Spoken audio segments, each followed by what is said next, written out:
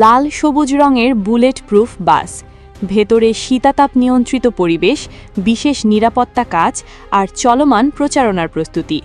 গত বছরের ২৫ ডিসেম্বর দেশে ফেরার পর থেকে বিএনপি চেয়ারম্যান তারেক রহমানের এই বাসটি এখন নির্বাচনী রাজনীতিতে আলোচনার কেন্দ্রে।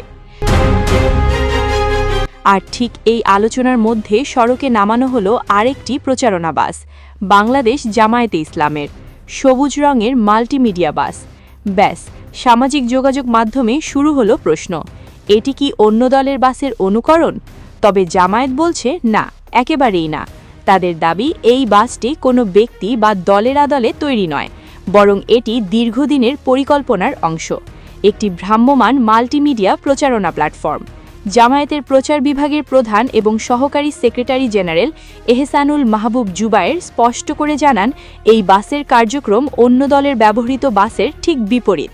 তার ভাষায়, গণভোটে হ্যাঁ ভোট এবং জাতীয় নির্বাচনে দাঁড়িপাল্লা প্রতীকের পক্ষে প্রচারণার জন্যই বাসটি বিশেষভাবে প্রস্তুত করা হয়েছে।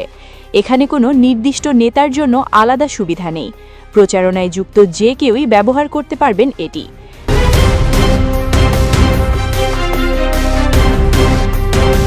অত্যাধুনিক মাল্টিমিডিয়া সেটআপ, বড় স্ক্রিন, উন্নত সাউন্ড সিস্টেম, ভিডিও ও ভিজুয়াল বার্তা পৌঁছে দেওয়ার সব ব্যবস্থা। এক কথায়, এটি একটি চলমান প্রচারণা মঞ্চ। আর প্রযুক্তিগত দিক থেকে জানা গেছে, দক্ষিণ কোরিয়ার হন্দাইয়ের মিডি সাইজ ইউনিভার্স সিরিজের উপর ভিত্তি করেই তৈরি এই বাস, যা সাধারণত বিশেষ উদ্দেশ্যে ব্যবহৃত হয়। তবে সামাজিক যোগাযোগ মাধ্যমে সাধারণ মানুষের মধ্যে প্রশ্ন থেকেই যাচ্ছে। সেই সাথে আরও প্রশ্ন উকি দিচ্ছে, রাজনীতিতে কি প্রচারণার ধরন বদলাচ্ছে, নাকি প্রতীক, রং আর বাস সবই এখন নির্বাচনী কৌশলের নতুন ভাষা?